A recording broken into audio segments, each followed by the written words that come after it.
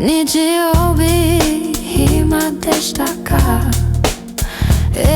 ずっと家にいました。ちょっと寝て本を読みました。そして友達と電話で話しました。映画を見ましたか？はい、面白かったです。ねえ、それで聞きたい。ちょっと話すから話したいことが多いけれども、それで聞いてくれる？例えば昨日の映画しかし長かったです。ところで明日も来る。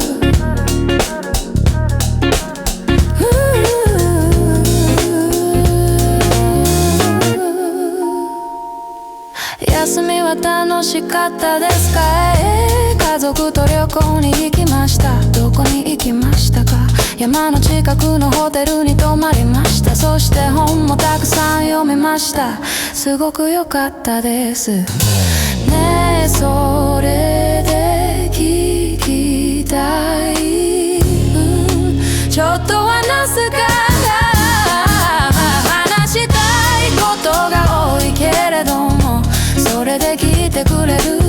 例えば昨日の映画しかし長かったです。ところで明日も来る。